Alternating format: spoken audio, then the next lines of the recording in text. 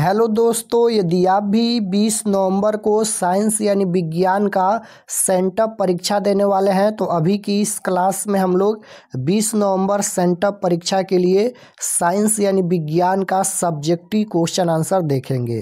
तो आप लोग इस क्लास में अंत तक बने रहिएगा। यहाँ पर देख सकते हो सेकेंडरी सेंटअप एग्जामिनेशन 2025। ये सेंटअप परीक्षा के लिए साइंस का ओरिजिनल क्वेश्चन पेपर है और साइंस का हम लोग सब्जेक्टिव क्वेश्चन देखेंगे। तो साइंस का विषय कोड 112 रहेगा, समय 2 घंटा 45 मिनट का मिलेगा, पूर्णांक 80 रहेगा यानी 80 नंबर का एग्जाम होगा। सबसे पहले खंड अ मिलेगा। खंड अ में आपसे ऑब्जेक्टिव क्वेश्चन पूछा जाएगा। खंड अ के बाद खंड ब मिलेगा। खंड ब में आपसे सब्जेक्टिव क्वेश्चन पूछा जाएगा। तो सबसे पहले फिजिक्स का लघु उत्तरीय प्रश्न पूछा गया है 8 क्वेश्चन। इनमें से किन्हीं 4 प्रश्नों के उत्तर देना है परीक्षा में। तो पहला नंबर क्वेश्चन है कि हम वाहनों में उत्तल दर्पण को पश्च दृश्य दर्पण के रूप में वरीयता क्यों देते हैं। उसके बाद है किसी अंतरिक्ष यात्री को आकाश नीले की अपेक्षा काला क्यों प्रतीत होता है। उसके बाद है उत्तल लेंस के मुख्य फोकस को परिभाषित करें। उसके बाद है उत्तम ईंधन की 2 विशेषताएं क्या है। उसके बाद फ्लेमिंग के दाएं हाथ का नियम। उसके बाद विद्युत धारा की प्रबलता की परिभाषा दे। 4 प्रश्नों का ही उत्तर देना है। उसके बाद यहाँ पर दीर्घ उत्तरीय प्रश्न पूछा गया है फिजिक्स का। 2 क्वेश्चन है, 1 क्वेश्चन का आंसर देना है।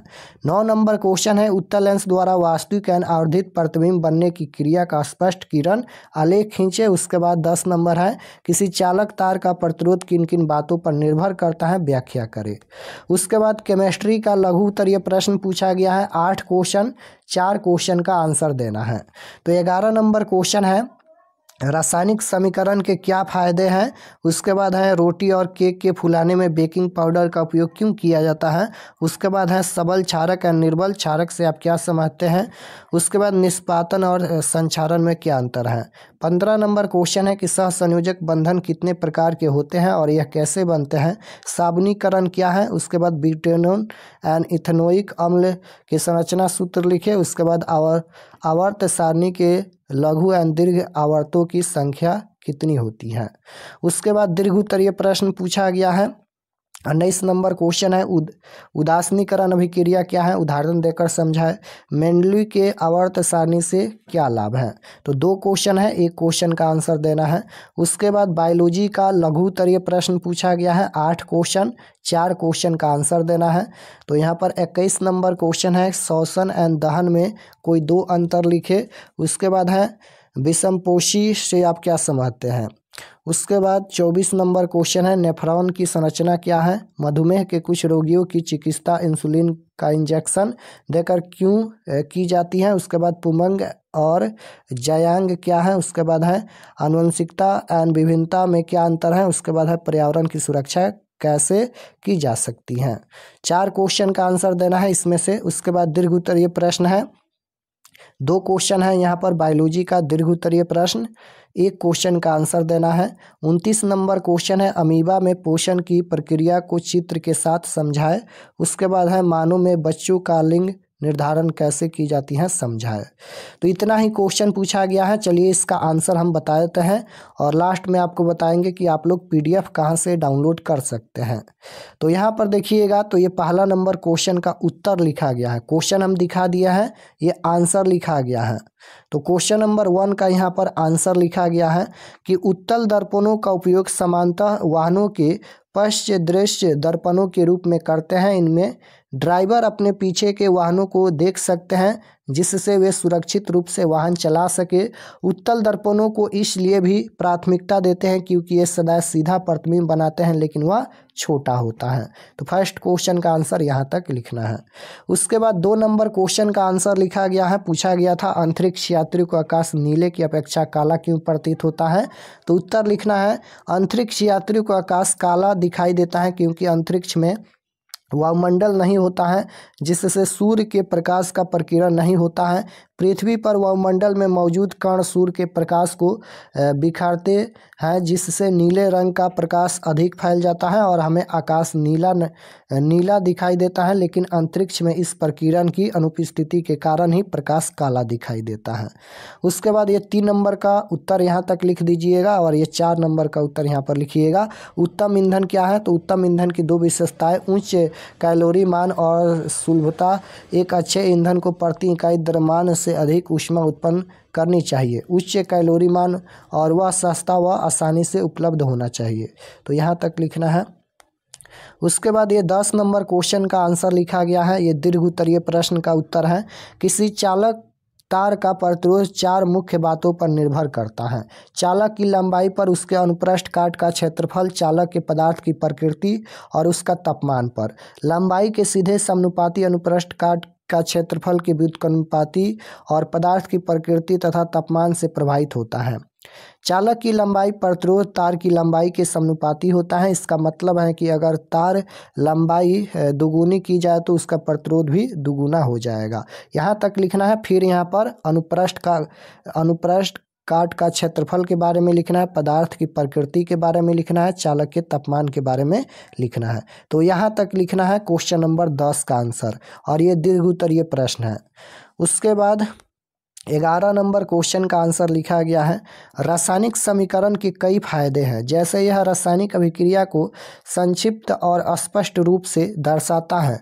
अभिकारकों और उत्पादों की मात्राओं, मोल्स और द्रव्यमान की गणना में मदद करता है और पदार्थ की भौतिक अवस्थाओं को इंगित करता है। ये समीकरण अभिक्रिया की परिस्थितियों जैसे तापमान, दाब और उत्प्रेरक के बारे में भी जानकारी दे सकता है।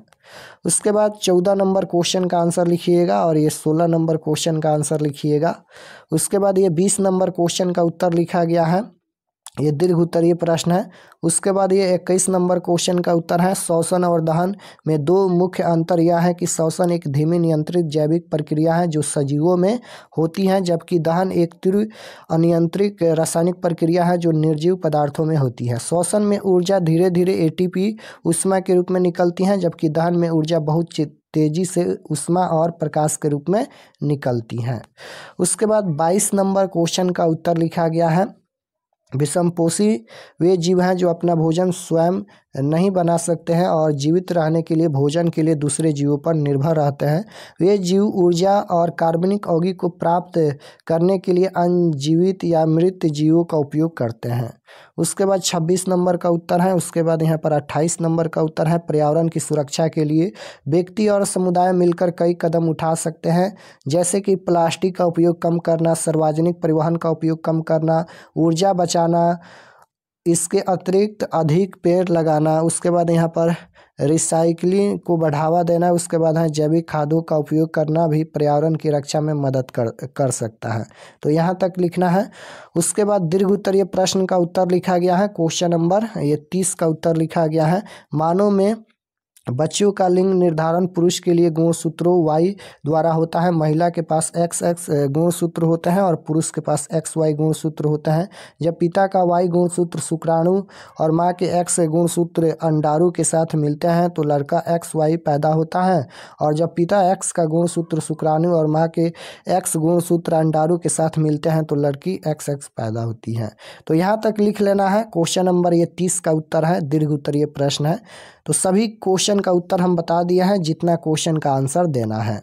चलिए आपको बताते हैं कि आप लोग क्वेश्चन आंसर कहाँ से डाउनलोड कर सकते हैं, और चैनल पर नए होंगे तो चैनल को ज़रूर सब्सक्राइब कर लीजिएगा ताकि आने वाले नेक्स्ट क्लास आपके पास ज़रूर पहुँचे। तो objective subjective question answer download करने के लिए गूगल पर चले आना है और आपको सर्च करना है rkexpertstd.com। इसी नाम को आपको गूगल में सर्च करना है rkexpertstd.com। तो जैसे ही गूगल पर सर्च करेंगे rkexpertstd.com तो आपके सामने इस प्रकार से फर्स्ट पेज आएगा। इस पर आपको क्लिक करना है। ध्यान से देख लीजिएगा, इसी प्रकार से फर्स्ट पेज आएगा, आर के एक्सपर्ट स्टडी यहाँ पर लिखा है, इस पर आपको क्लिक करना है। तो जैसे ही क्लिक करेंगे, क्लिक करने के बाद ये ओपन हो जाएगा। ओपन होने के बाद आपको नीचे आना है, तो यहाँ पर क्लास 10th का सेक्शन मिलेगा। यहाँ पर देख सकते हो ये क्लास 10th का सेक्शन है और इसमें सभी सब्जेक्ट का क्वेश्चन पेपर मिल जाएगा। तो जैसे आपको साइंस या सोशल साइंस का ऑब्जेक्टिव सब्जेक्टिव देखना है, तो यहाँ पर देख सकते हो ये साइंस का है और ये सोशल साइंस का है। क्लिक करके आप लोग ऑब्जेक्टिव और सब्जेक्टिव क्वेश्चन आंसर देख सकते हैं और पीडीएफ भी डाउनलोड कर सकते हैं। तो जैसे साइंस का देखना है तो इस पर क्लिक कीजिए, सोशल साइंस का देखना है तो इस पर क्लिक कीजिए।